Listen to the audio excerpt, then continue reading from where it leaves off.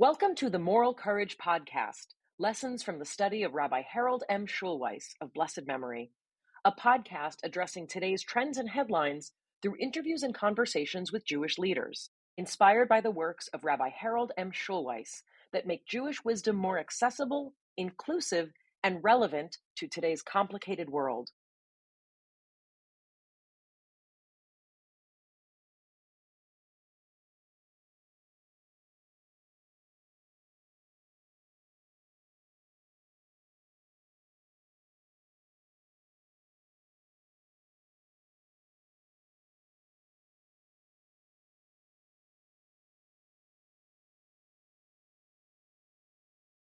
Our guests share their Jewish journeys and discuss how Rabbi Schulweis's wisdom provides inspiration and guidance to us today.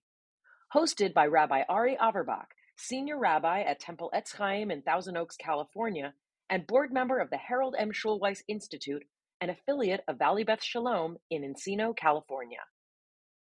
Rabbi Elliot Dorff, I'm so happy to get to sit with you in Ziegler's new offices. We're here today to do a dedication. It's Chanukat Habayit. We're dedicating the new offices and classrooms of the Ziegler School of Rabbinic Studies. Okay. Which is, frankly, much more fitting for the numbers that we have in terms of, because, do you want me to go through the whole it doesn't matter. It's just well, I first came to the university in 1971 when it had been the Hollywood Athletic Club on Sunset Boulevard, 6525 Sunset, a couple blocks east of Highland. Wow. And it was, on the one hand, the Hollywood Athletic Club in the 1920s, 30s, 40s, until 1955, when the university bought it, had been restricted against Jews. So to a certain extent, every time I walked into that building, I was, sticking it to the man. Sticking it to the man. Wow. That's right. However, there was there were 7 floors there. It was two floors for the entire part of the property, but then there was a tower, which had, originally it was rooms where people could sleep overnight. But that became offices and classrooms and things like that. And if you took that elevator, you were taking your life in your hands. So I wasn't quite sure that the anti-Semites had actually lost in terms of this. And ironically, because the university was first founded at a house on Ardmore Street. And there's actually a picture of that house that had a big sign, University of Judaism, bigger, frankly, than the house. Wow. And the picture that I have in mind is Martin Buber came as a visiting professor for a year. Wow. And there's a picture of him in front of that house on Ardmore. That was from 1947 to 1955. Huh. And then from 55 to 77,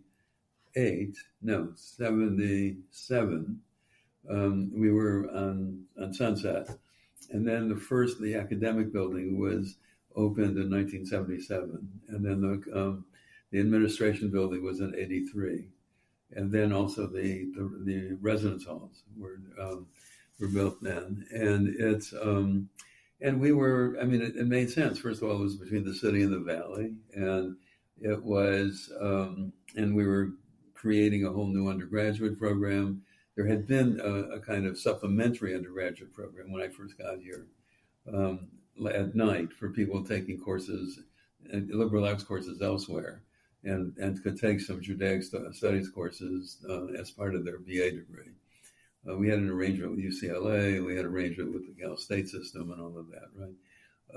And we had a master's in education, and we had, when I first came, we had the first 2 years, starting in 1971, of rabbinical school.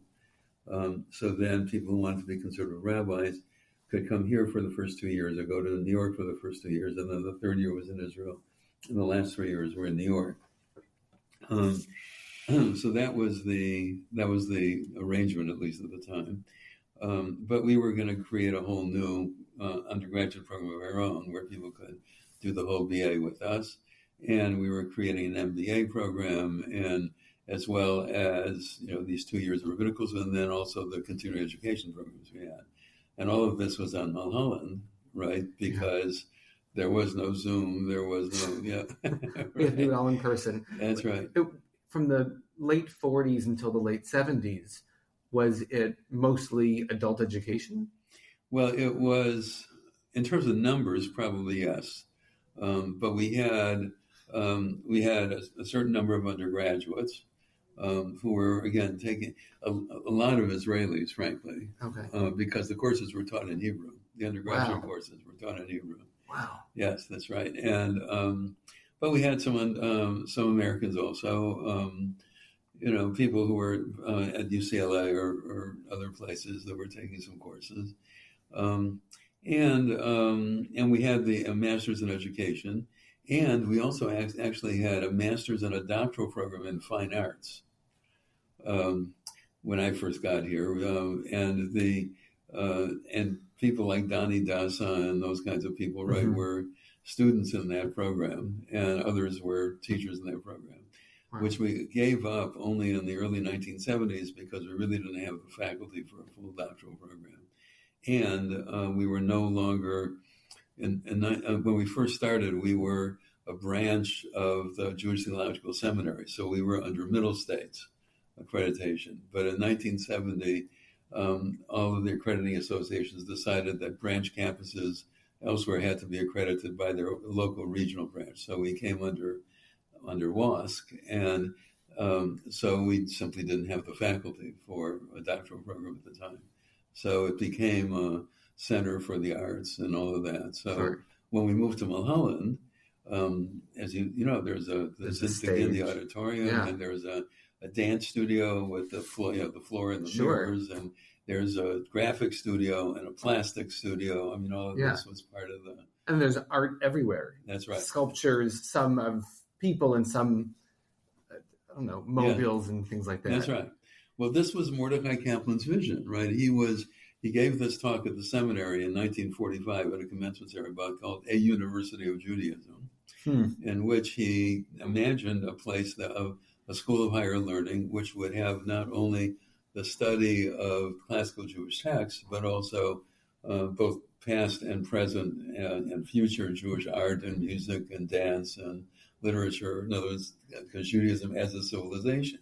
He really wanted the seminary to be that. But Finkelstein would have nothing, Chancellor Finkelstein would have nothing to do with that.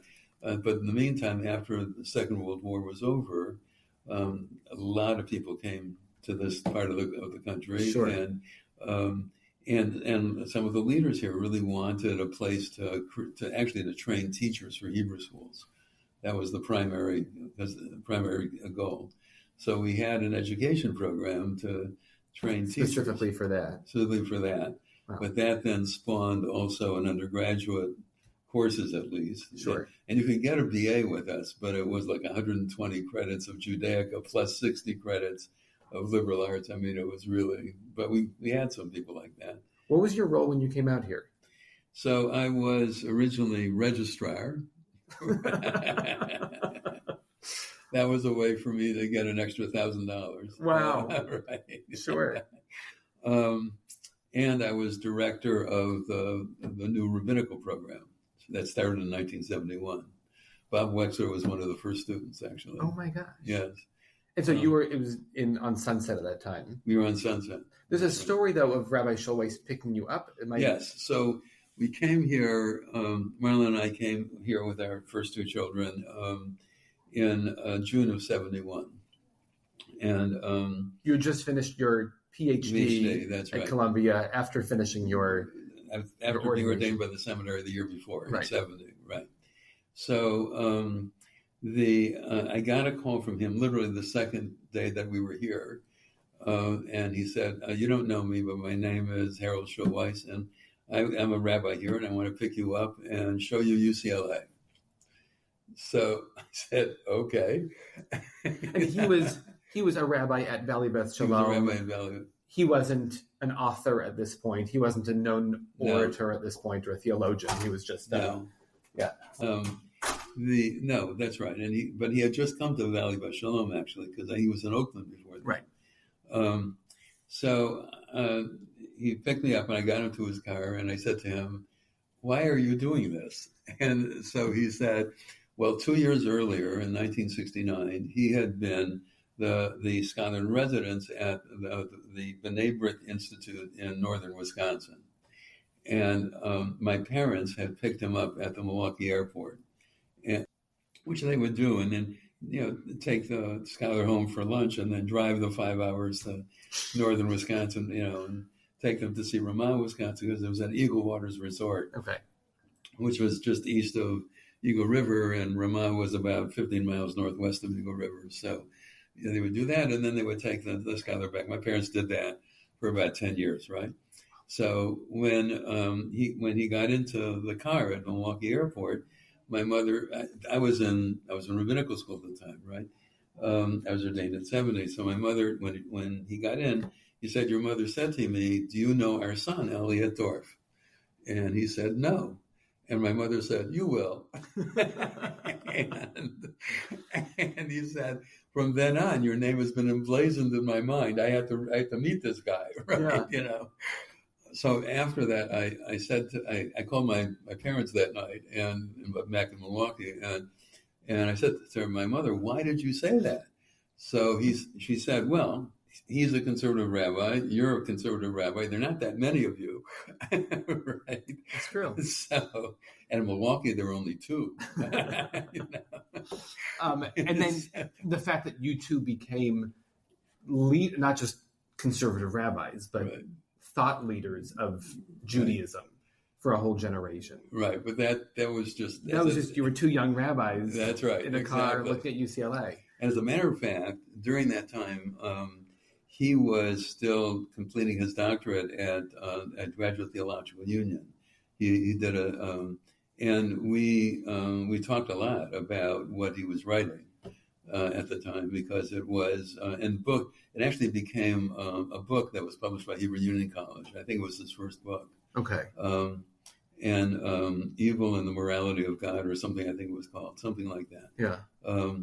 And trying to talk about, well, he was very much a Kaplanian, right? But and made no excuses for that, right?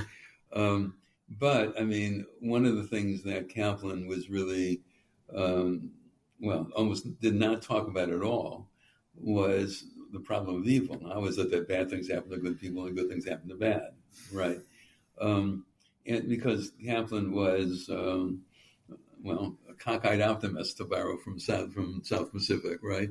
The only place, as far as I can tell, where he had even recognized the problem of evil was in a footnote in his book, The Meaning of God in Modern Jewish Religion, which is 1937, and in which he talks about these things as disruptions. Sure. That's the word he uses, right? Disruptions in the work of God in our lives, right? The work of God in our lives is to actualize the potential for good. So do you think Mordechai Kaplan was too close to it post-Shoah? Yes. Well, first of all, most of it, this was 1937, so it was even before. But afterwards, but even he was afterward, still writing and teaching. Afterwards, he didn't have a book about theodicy. That's right. Well, and in that, I think you're right. In that, he was not alone by any means. I mean, the first real book about the Shoah was Elie Wiesel's Night, which in French came out in 1969, I think. And in English, in English around 1970. The first real theology about the Holocaust was Richard Rubinstein after Auschwitz, right? Which is around this. No, I'm sorry, 1959, 1960 was Elie Wiesel, right? And after Auschwitz was 1966, and it was. Very radical, I mean, for the time, because basically what he was saying is that you couldn't believe in a theistic God anymore as a result of the Holocaust. There is a God, but God is the powers that in nature that overcome us, some of which work for our good, but some will work for our bad. And why is it important for us to be religious at all? Because we cower before the powers of nature that we can't control. And so we need to huddle together as a human community and try to find solace with each other and hope with each other and all of that. And the life cycle events and the holidays and Shabbat and all of that kind of stuff is all part of our meeting our psychological needs, right? And did that spark this whole movement of rethinking theology, right? Predicate theology, process theology? Right. Well, and in the mid-'60s, God, basically kind of atheism, the secular city, John, was a book by John. I can see it right in front of me. It had a red cover. He was a Harvey Cox. Okay. Harvey Cox wrote this book. He was a Protestant theologian called The Secular City, in which we was talking about was that nobody believes in God anymore as a result of the Holocaust and a result of the fact that, it was just, now he was an outlier at the time, because if you looked at the statistics, it still was the case that the vast majority of Americans were churched. Right. Right. And even showed up, once a week. That's changed so much in churches. We share our property at our synagogue with the church, and they get very few people on a Sunday morning. Yeah. I remember back to my childhood growing up at VBS, and there on a Friday night, yes, hundreds, 1,000 people. Yes, we hear Rabbi right. Schulweis speak. Yes. And a lot of things have happened to change that. Yes. Right. Exactly. But anyway, we talked a lot about his dissertation. Yeah. And then afterward, so that began the process of our friendship, actually, right? And then he was the overflow rabbi for the holidays at VBS for 8 years. I started out as being, I did the first 2 years out of rabbinical school, I was at my hometown synagogue. But basically, I couldn't stay there for the whole 10 years, the whole 10 days, because I was teaching here.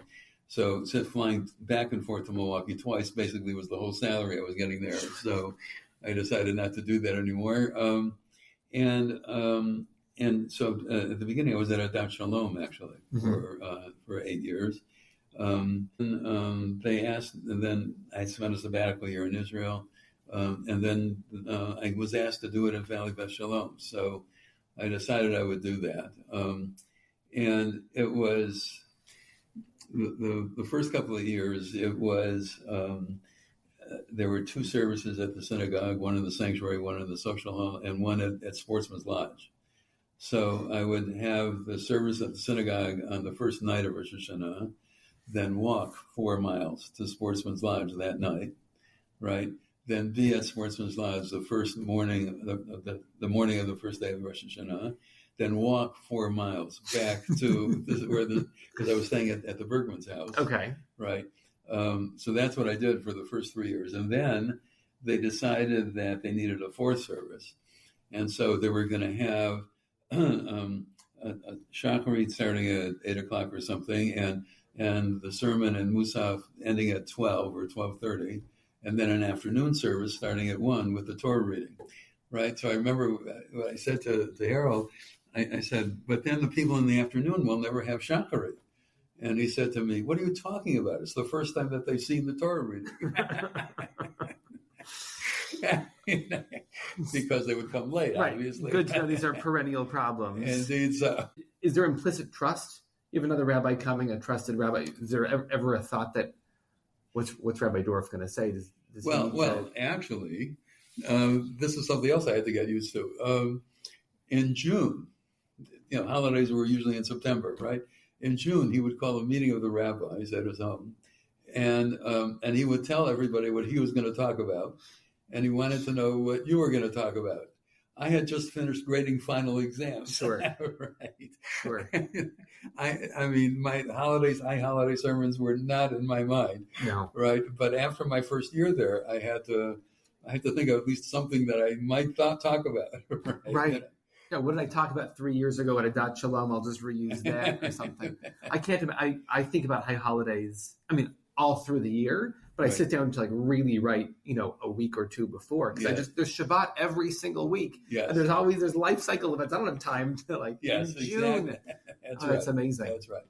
So in June, and it's And we, it's we periodically had lunch together, and and would talk about all kinds of stuff, right? I mean, and I would have him talk to our rabbinical students. I mean, in the 70s, he actually taught a course on theology, which my wife took, Marilyn took. Really?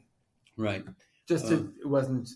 She was just for rabbis. Was anybody? No, she was actually doing a master's. She did 2 masters at what was then the UJ. One in Jewish studies, primarily in Talmud actually, and one in an MAT degree, Master's of Arts in Teaching. And that was one of the courses in the MAT, right?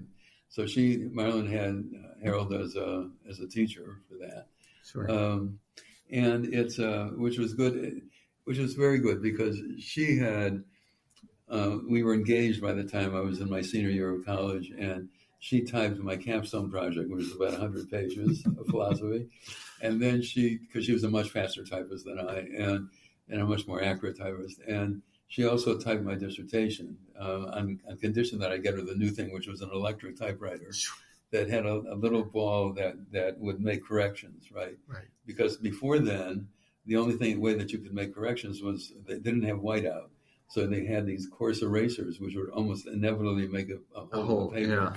And so you'd have to start typing the page all over again, right? It's like writing the Torah. You can maybe scrape a letter off, but maybe you have to bury this. That's right, exactly. So she typed my undergraduate thesis, about 100 pages, in a Royal typewriter, and she typed my dissertation, which is about 300 pages, on the electric typewriter. And it convinced her that she didn't want to do any philosophy whatsoever. Right. So it was a good thing that she had Harold for this, right? Because she didn't want to hear about philosophy from me. And it's, she was a French literature major and all of that kind of stuff, right? I mean, she did an undergraduate degree at JTS as well as at Barnard, and where she was a Bible major. So, I mean, so, I mean, we just became...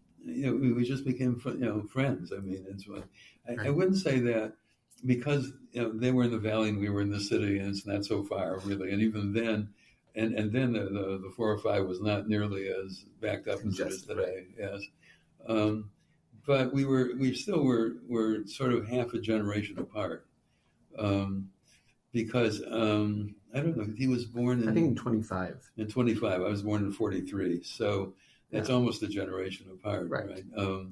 So we were, it wasn't really that kind of friendship, but it was a friendship that really, I mean, over and over again, we were talking to each other about all kinds of things. Oh, when my book, Knowing God, came out, and, and I said that if you really believe in one God, then you have to believe in a God that creates evil as well as good. So I invited him to come and talk to the rabbinical students about what he thought about that. Yeah. Right. And he said, "You're very courageous, but I think you're wrong." We had that kind of ability to, right? Because he had a wonderful sense of humor. Yeah. He really did. Yeah. And it was, and I like humor as well. So, I mean, it's, so we had, but seriously, we had a very serious conversation then before the rabbinical students about, well, what do you do with evil, right? Even if you believe that the emphasis should be on dealing with, on recognizing the parts of our existence that support morality and support caring for each other. Even if you recognize those and you want to focus on those, you have to recognize that it doesn't always work out that way, right? And so what do? You basically ignore it, which is what Kaplan did, right? Or do you try to deal with it? And if you look at Evil and the Morality of God, if you look at that book, which is his first, I think, mm-hmm. He goes a little bit beyond Kaplan, but not a lot beyond Kaplan, right? I mean, and ultimately what he does is, as you know, predicate theology, which is a way of saying these predicates, things like compassion and kindness, and are all godly, right? But what happens with cruelty and I don't know, murder and things like that, right? I mean, those are, I mean, if you simply are looking at the picture of God in the Bible, God on the one hand is described as being a God of justice. Well, Abraham already shall fake kal haaretz lo ya'aseh mishpat, shall the judge of all the world not do justice. Right? You don't have to go very far into the Bible to get there. Sure. Genesis 18. But it's also Abraham talking. God never says, "This is what I am." Abraham trying to appease God. That's right. In this moment, gives God these. All right. So you have God as just, as expected to be just, and then you get God self-revealing at Mount Sinai. Right. We leave that part out of our prayers. We leave that part out of our on prayers. holidays and other times we say these words and we end it with V'nakeh, right? But v'nakeh lo yanakeh pokedo vonavot abanim banei banim, right? Generations after are gonna suffer for what you did, right? And actually Robert Corders, who was one of my Bible teachers, said, we rail against that. That's not a just God. But on the other hand, it is realistic. People do both prosper and suffer for the way that they were raised. And I remember when he said that, what came to mind immediately was that I was an undergraduate at Columbia and starting in 1961, and President Kennedy had said, "Don't ask what your country can do for you, ask what you can do for your country," right? So on Thursday afternoons, I was at a Harlem junior high school teaching seventh graders who were reading on a second grade reading level. And I remember this one young man who, 12-year-old, right, who he was the oldest child, and so he had to do the shopping. His mother had several jobs to keep them afloat, but he couldn't read the cans, what was in the cans. So he figured out what was on the cans based upon the pictures on the cans, right, which I thought were there to entice you to buy the product, right? He had a job after school to take a .22 caliber pistol and shoot rats on the roofs of apartment buildings. Can you imagine that? Yeah. And I remember saying to myself, when I was born and when he was born, I was not morally superior to him. Right. I was just lucky to be born into a house that, well, first of all, could support me. A stable home. As it happened, I had terrific parents, right? And it was, whereas he did not. There was a really good library about 2 blocks away from this junior high school. These kids had no idea about it. Sure. I went to a public school. There were no day schools in Milwaukee when I was growing up. I went to a public school, and first grade, they took us to the library. We got library cards. We had to take out 2 books and read them and create some kind of book report. And 2 weeks later, they marched us back to get 2 other books, right? And that kind of thing. These kids didn't have anything like that experience. And so, I mean, in many ways, Pokedo Vonavot is true, even if it's problematic. And it's the reason why I had it is because Yirmiyahu and Yechezkel both say, right now, Avot achlu boser v'shinei banim tikana. The parents eat sour grapes, and it's the teeth of the children that are set on edge. But they look forward to a time when ish b'chatzo yamut, when a person will die for his own sins, right? But that's in the future. That's not what reality is really about, So that kind of thing is the kind of thing that, I would say to Harold, right? What about all of that? And did he have an answer of that's tohu vavohu, and our job is godliness. Our job as partners with God is to fight against this. It's not, God didn't create the void and nullification and disorder of the world. God's job is to bring order to chaos. Right. That's right. And our job is to do that as well. And so I'm trying to that's right. convey, because I grew up with the idea of godliness. Yeah. And I think it's really helpful to people, especially, yesterday was Yom HaShoah, especially in the face of thinking about the Holocaust or any other awful event, children who are sick. Right. People to say, God isn't in the sickness. God didn't create God forbid. Right. God is here in the people who brought you soup and held your hands and said prayers. That's right. That's God. That's right. And in, everybody who's trying to do good in the world, right? Whether that be I don't know, doctors that are looking to try to cure illnesses or prevent them, or whether it be agencies like Jewish Family Service that have been very much involved in that try to help people with mental health issues, and food deprivation and all kinds of other things, right? That's godliness. And I warm to that because I too, and personally, I'm a cockeyed optimist, okay, right? But I'm also a realist to a certain extent, right? And I think, by the way, God, Isaiah 45, Yotzer or vorei choshech, oseh shalom uvorei ra. And we change those words as well. We change those words as well. That's right. Right. Not that God is the creator. Everything. Right. Not the creator of evil, right. The creator of everything. Right. But Isaiah, this is second Isaiah, who's living in the diaspora. He's saying it, I think, very clearly against Zoroastrianism, because that was the religion of that area of the world, right? Where there is a God of evil and a God of good. And they continually are at war with each other. God of darkness, a God of light, right? And what Isaiah was saying, no. If you believe in one God, then God has to be both the creator of good and of evil. And you've got to try to figure out, well, what does that mean in terms of how you live your life? What it means is that, I personally think that what it means is that you have to be realistic about both the good and the bad in life. You have to try to do what you can to avoid the bad or to suppress it to the extent that you can, right? And you also have, but you can't be ostrich-like, because that doesn't help, right?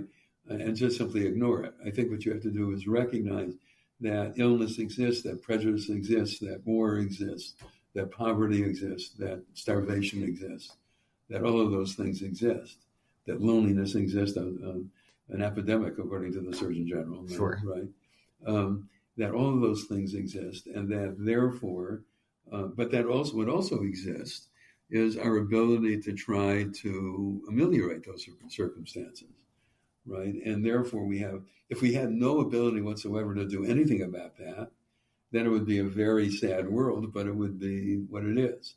But the other piece of what is reality is that we do have the ability to try to cure illnesses, to alleviate poverty, to try to resolve conflicts so that there is no war, to try to, to make sure that people are not lonely.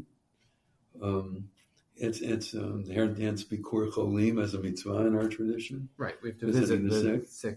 So is God the creator of the Ra, of the evil as well? Did God put this into play? Because at the beginning we have God kicking people out of the Garden of Eden, God punishing Cain, the flood.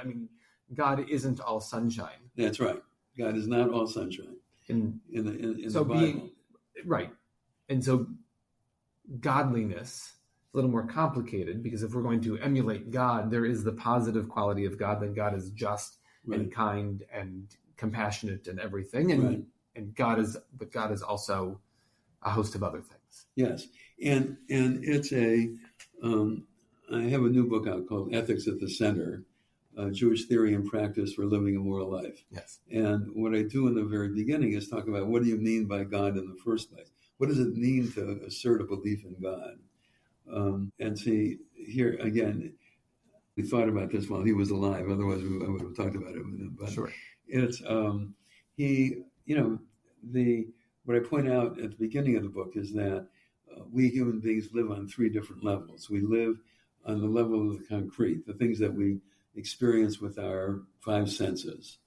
But even there, it's really difficult to define what we're talking about. So a table. What is a table? A flat surface with legs. But so is a chair, a flat surface with legs. And what about a table that's screwed in a restaurant? That's screwed into the wall without legs. Yeah. Right. And we're just talking about a table, which we think is pretty clear as to what a table is. What about a song? How is the song different from noise? Especially since people have very different taste in songs. And there is such a thing as atonal music. Right. Right. And we're just talking on the concrete level now. Then there is the first level of abstraction, where we see examples of these things, but not the things themselves. Truth, beauty, justice, family, community, right? These are all very important things in our lives, but you don't get up in the morning and see a family. You might see a member of your family or members of your family, but you don't see family. And what does that mean to be part of a family? I mean, especially now with DNA testing, some people are finding out that they have family members they never saw in their lives, right? And people who are adopted or who were created through donor sperm or eggs may have biological family that they never meet, right? And what does it mean? So even on this level, let alone things like justice. I mean, one of the first books in philosophy is Plato's Republic, which is trying to define what justice is. And that doesn't end the matter, right? I mean, Aristotle has a different understanding of justice, as do philosophers through the 20th and now the 21st century, right? And if you're talking about justice, what about beauty? Even more theories about what beauty is. Yeah. So that's the first level of abstraction. The second level of abstraction is the container of it all. Sometimes what we call the transcendent. It deals with, typically philosophical ways of trying to describe it and analyze it. That's what philosophy tries to do. Religion, the Lig in the word religion, comes from the word ligare, which means to tie or to like bind. ligament. Like a ligament, right. Or sometimes when a woman has as many children as she wants, she has her tubes tied. That's called the tubal ligation. Right. Yeah. So religions are trying to connect you to reality, right? To the members of your family, to the members of your community, to the environment, and to the larger scheme of things, right? So the task of philosophy is descriptive. The task of religion is relational, right? It's an attempt to try to connect you. And if you have difficulty defining a table, and even more difficulty defining justice and truth and beauty, all the more so, are you going to have trouble defining God, right? But that doesn't mean that you can't at least have a sense of it. But what you need to build into, what you're going to be doing is building a sense of God on the basis of your experiences, right? And not only your experiences, but the experiences of all kinds of other people as well as you come to know them, right? So you get a sense that, so what does it mean not to believe in God? Not believing in God means a number of things. Number one, it could mean that you have no sense of this transcendent reality altogether. There are some people that are colorblind and can't see colors. There are people who are and cannot hear music, right? And in the same sort of a way, there are people who simply cannot, have no sense of the transcendent. More often, the people who are atheist or agnostic had an idea of God, but then they prayed to God for something that was really important and didn't get it. Right. God, if you're there, I want a pony. Yes. No pony shows up. There must not be a God. That's right. Or God, I want my mom to continue living, right? And she doesn't. Yeah. Or my spouse, sure. Right? So often it's because they had a view of God that didn't pan out, and so that's one reason why people do not believe in God. In other cases, it's there is this transcendent, but it really doesn't have much effect on my life. I've got to worry about earning a living and making my spouse happy and all of that kind of stuff. And the Scott stuff is Luftmensch stuff, right? It's airy stuff that doesn't really matter. Yeah. Right. So that's not believing in God. Believe in God means that you understand that there is such a thing as a transcendent element of human experience, and that it matters to you for one reason or another. In the book that I just did, I argued that a large part of the way we understand ourselves as human beings, and the way we understand things like family, community, justice, truth, all of that, right, are very much rooted in our larger understandings of reality in whole, as well as our understandings of who we are as human beings and who we are as members of a community. That doesn't mean you definitely you definitely can be moral without believing in God, and you can believe in God and be immoral, right? It's not a one-to-one connection that way, right? However, I think certainly what the Jewish tradition would say, and by the way, what secular philosophy would say also, is that ultimately our moral convictions are built into larger convictions about who we are and who we ought to be as human beings. Whether you take, in secular philosophy, whether you take Western liberalism or existentialism or communism or socialism, those are all different understandings of who we are and who we ought to be. Right. And that lead to very different moral norms as to what my obligations are to anybody else, if I have any, and what are my obligations to the members of my family and that kind of thing, right?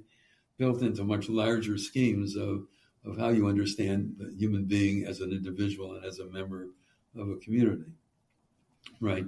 And religions do the same kind of thing. And I think, if you're a Catholic, then or an evangelical Protestant, you are born with original sin. It's in your DNA. You can't, and there's no salvation by works, Paul says in the New Testament, right? So anything you do in life can't possibly redeem you from your sinfulness, right? And only belief in a supernatural intercessor, namely Jesus, can save you, right? So, I do a lot of interfaith work, and one of my really good friends is Richard Mao, who was the past president of Fuller Theological Seminary. He has a PhD in philosophy from the University of Chicago. One of the most well-read people I've ever met. Lovely guy and really smart. But he would say, and he is a Dutch Lutheran, a Dutch Reformed evangelical Christian, right? So when we talk, there goes that human sinfulness again, he says. And I say to him, Richard, lighten up, right? Because it is the case that human beings can do really bad things, but it is the case that human beings can do really good things too. How do you've spent a lot of your career standing up for Judaism? I mean, you have a very specific theology, right. Which maybe has evolved over your career. But you've spent a lot of time standing up to Rabbi Schulweis, to Christian theologians. You had the radio program Religion on the Line, where you spoke for Judaism with and against and in conversation with a priest and a minister. Yes. Where did you find this courage in your convictions that you can stand up for your beliefs so strongly? Well, some of it is because of the home and the synagogue and Camp Ramah in which I grew up, right? Which gave me a very strong sense of I'm part of a community and a tradition that has a lot to say. And I must say, one of the things that was really important for me at Ramah was that on the one hand, I was really learning this tradition. I mean, we played sports in Hebrew, we swam in Hebrew, we put on plays in Hebrew, all of that. And I had much deeper moral conversations with my friends at camp than I did with any of my friends in the city. Sure. Right. And I was learning how to daven, and and it became part of even though I didn't really understand it very well, truthfully, and certainly didn't understand the God piece of all of this. It nevertheless was important to me. And it all started with, the emotional pieces of this started when I was age 12, when I was at Camp Ramah, and I wanted to go back. And at the time, we had to be taking at least 6 hours a week of Jewish studies during the year in order to go back to camp. So I did not quit. The rules have changed. Indeed so. So I did not quit after my Hebrew school, after my bar mitzvah, the way most of my friends did. Yeah. And that meant that I was also there when I was 15 years old. And Rabbi David McGillner, Alav Shalom, who was then the director of the camp, had a series of discussions with the people in Makom, the 15, 16-year-old, on Monday nights, I happen to remember. And he started out by saying, how many of you keep kosher at home and out? And a certain number of people raise their hands. How many don't keep kosher at all? A certain number of people raise their hands. How many keep kosher at home but not out? which is what my family did. Right. And he said, it's you people I don't understand, Yeah. right? Because we were inconsistent. Yeah. And then he was on the attack, basically saying, why would anybody in his or her right mind believe any of this Jewish stuff or do any of this Jewish stuff, which I now understand is a wonderful educational technique. Yeah, is that Socratic? It is Socratic in many ways, but especially for teenagers, because basically he got us to defend the tradition rather than the other way around, right? Yeah. And he started out with very concrete things like Kashrut and Shabbat, and went to more abstract things like revelation and prayer and God, right? Now, I don't remember any of the answers in those conversations, but what he showed me was that you did not have to turn off your mind to be seriously Jewish. That quite the opposite. Here was a guy who was a rabbi, after all, really committed to this stuff, and nevertheless was not only willing and able, but eager to ask all of these questions that would completely overturn the apple cart, completely undermine the tradition. So it was after that summer that I started keeping kosher out as well as in. And that, by the way, not so easy. Not so easy in Milwaukee, where there were no kosher restaurants, right? And a lot of fish on. A lot of fish, yes, that's right. And it also meant that I would serve Shabbat, right? Which was it meant I couldn't go to the Friday night basketball games, which was a real social no-no, right? And on Saturday night, when Dorff showed up again, right, and we went to a movie or something, and then went out to eat, the new place in town was Big Boy. Big Boy is cheeseburgers, right? But I didn't get a cheeseburger. I got a fish sandwich or a salad or something like that. And my non-Jewish friends thought it was cool because I had principles. My Jewish friends thought it was medieval. Right. Right. It's the same. So it became a real social cost, and I was really active in all kinds of stuff in high school. So what enabled me to do it was the fact that Rabbi McGillner had shown me that I didn't have to worry about asking questions like this. And that led ultimately to an undergraduate degree in philosophy. And it also, the other thing was, and I was going to public school, where maybe 15% of the students in this public school were Jewish. Mm-hmm. So I had a lot of non-Jewish friends. And my mother, my grandfather had a little grocery store, but he had two daughters, and he insisted that they go to college. And he couldn't afford for them to go to the University of Wisconsin-Madison. They had to stay at home. So the only school in town was Marquette, which is a Jesuit school, right? In which 15 out of the 120 credits were in Catholic theology of one sort or another. And my mother said they found the most liberal priest they could find to teach the sections for non-Catholics, right? And my aunt was a year older than my mother. And my mother, there was one session where she had not read, the non-Jews, the non-Catholics figured out that what you have to do is read the book and just tell them what they want to hear, right? There was one session where my mother did not have time to read the book, and it was about abortion. And the priest was holding forth on the Catholic view of abortion. And my mother said, but that doesn't make sense. And the priest burst out laughing because the year before, my aunt had not read the exact same chapter. Oh my gosh. And he said, the Nelson girls apparently don't like chapter 16 of this book. Right. But my mother said to me that there were certain pieces of the Catholic tradition that were really rather interesting. Things like the double effect argument, where you do something one reason, even though you know that another thing might happen that you don't want. And so, for example, it later turned out to be something that I used in bioethics. If you're trying to quell somebody's pain, and you use a certain amount of morphine. Morphine works by suppressing the respiratory system. So you use a certain amount, then the next amount, you're not completely sure that you need it in order to quell the pain. But if you use it, you might also be suffocating the patient. So may you use it? Well, if your intention is to quell the pain, then yes. If your intention is to kill the person, then no. Right? That's the double effect argument, which I use in contrast to Rabbi Avraham Reister, who says that you may not use that next amount of morphine if you have any sense that it's going to kill the patient. Right. That's just you've been on the CJLS, the Committee of Jewish Law and Standards, for the conservative movement. And in the last few decades, a lot of questions have come up on bioethics and end of life.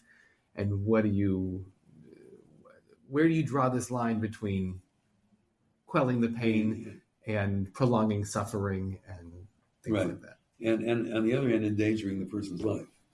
Right. So, I mean, that's one. And then another one that my mother talked about was the white lie, right? In other words, which I later, read in rabbinic literature.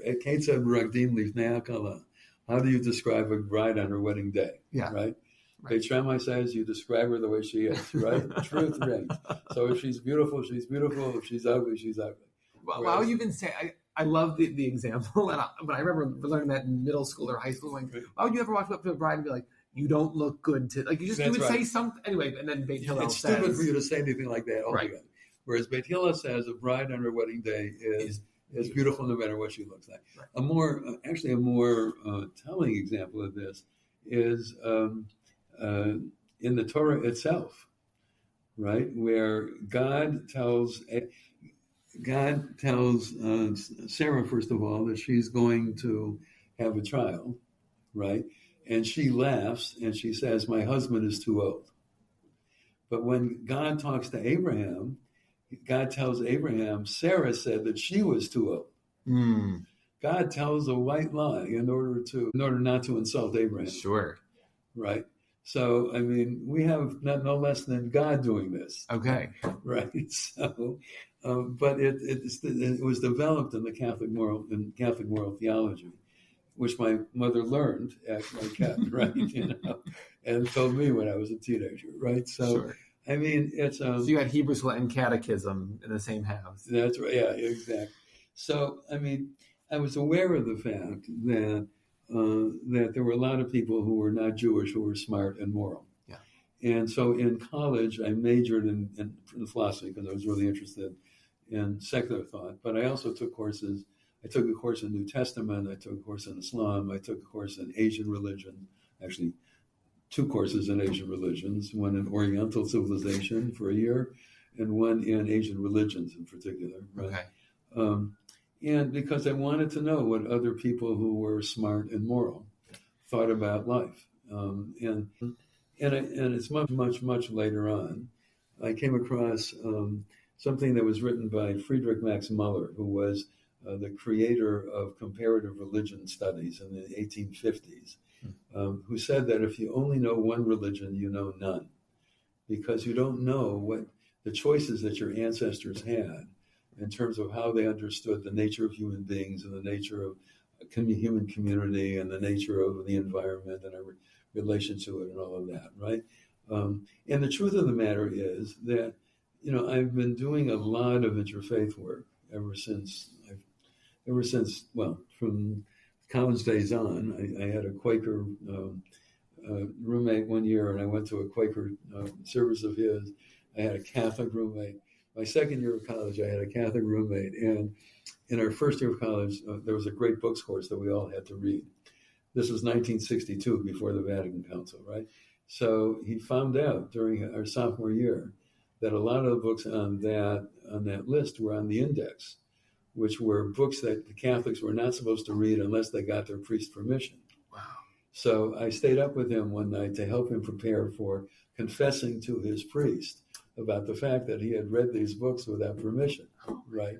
And it's like Scarlet Letter. What's on the book? What's on the list? I don't remember which books. No, it starts with Plato and Aristotle and Aristophanes and Sophocles and all of that, and then it gets to people like Maimonides, and as well as Augustine and Aquinas, and then some people in the modern period as well, right? Okay.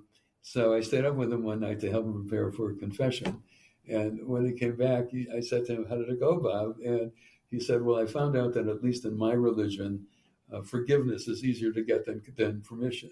I grew, through college, I had a lot of these non-Jewish friends as well as a lot of Jewish friends, and I studied a lot of this. So, I mean, and what it does is the philosophy piece of it enabled me to learn how to argue, frankly, and to learn how to evaluate arguments, and to see the strengths and weaknesses of them, and also to learn how to listen carefully, truthfully, because you can't understand the strengths and weaknesses of other people's positions unless you listen to them very carefully, let alone understand the strengths and weaknesses of your own position, unless you listen to other people critique your position, right? And then learn how to critique it yourself.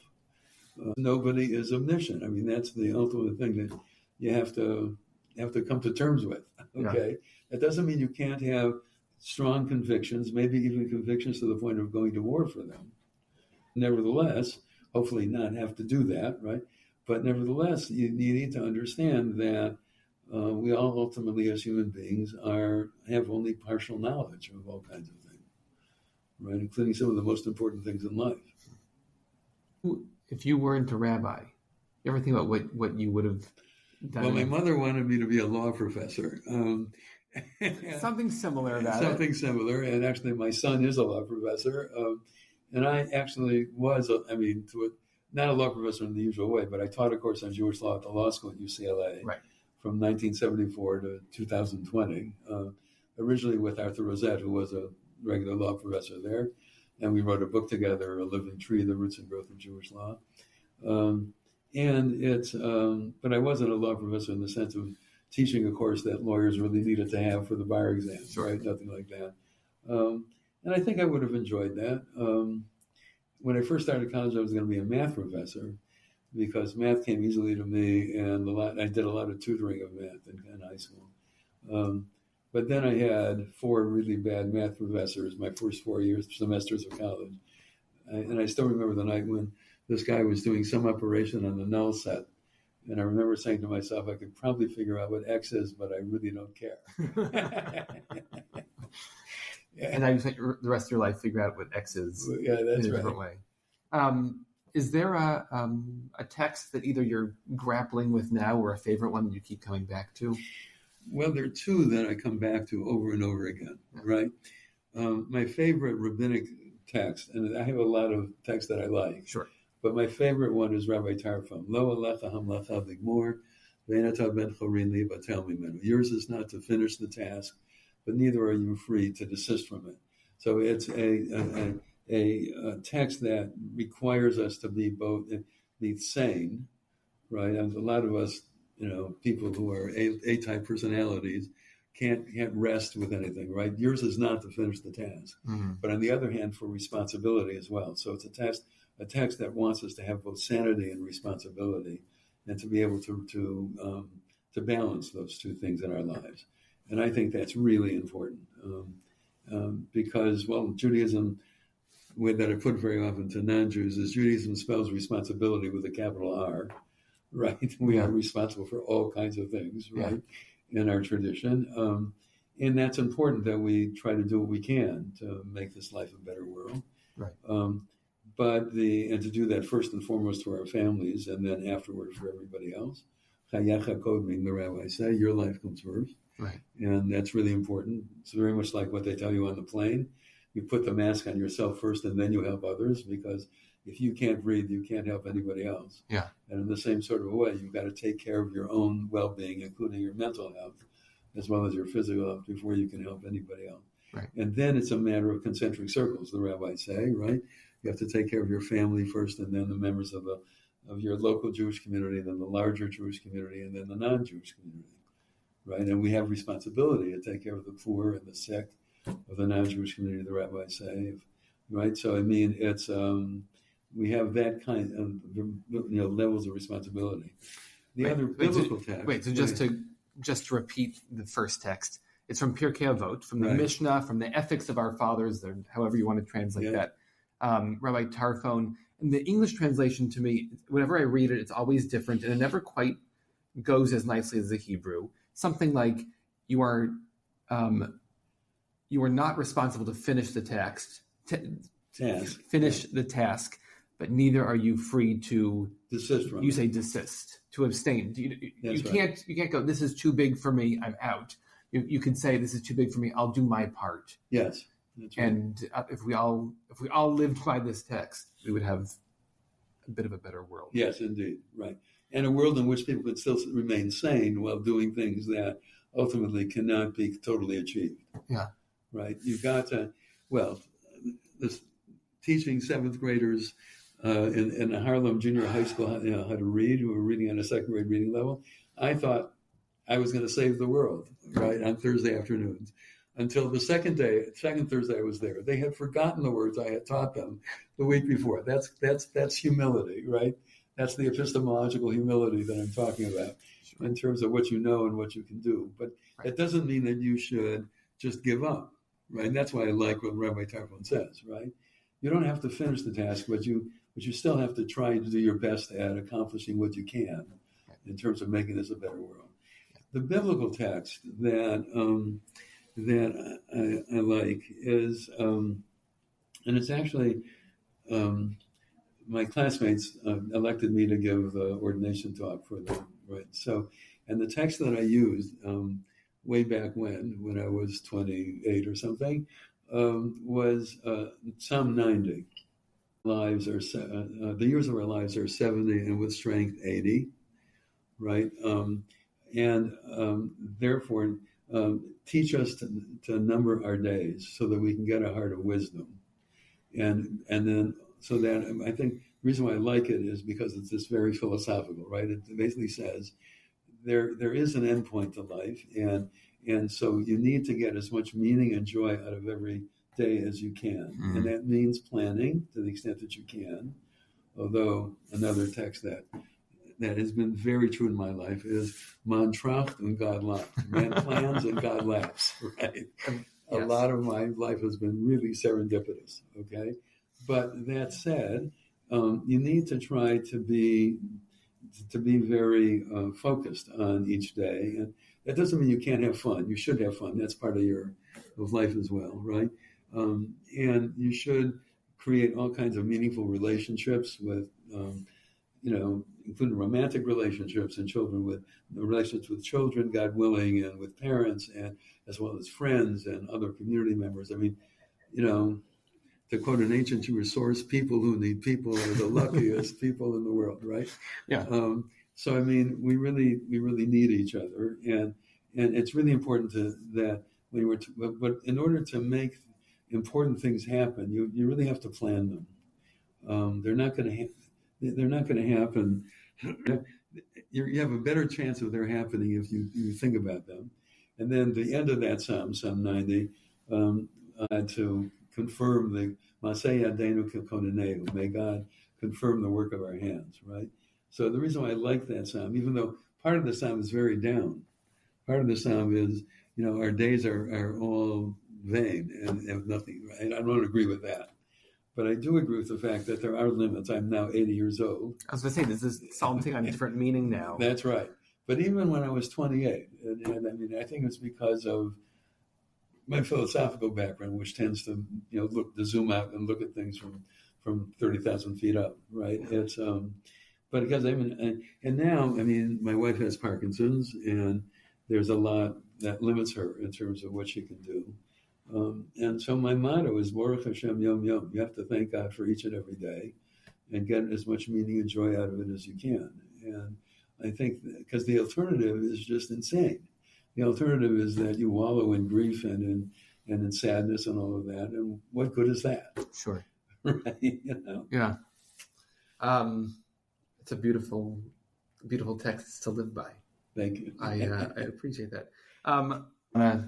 That you feel like we didn't touch on either, whether it's a Schulweis story or a... No, I just wanted to say that it was such a privilege to know Rabbi Schulweis and such a joy to know him as well.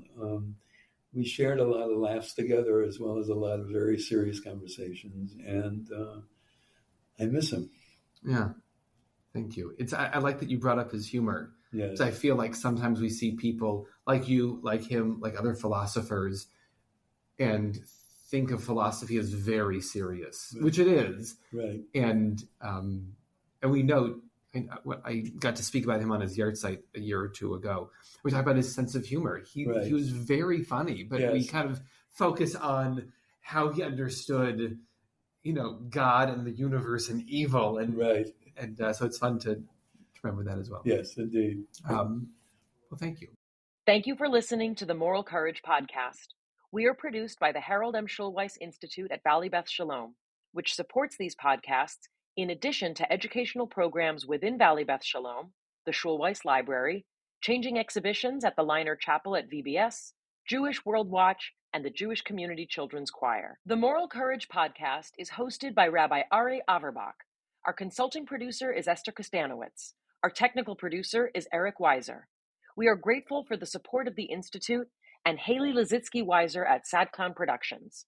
To learn more about Rabbi Schulweis or to make a donation to help support these podcasts, visit the Institute website at hmsi.info.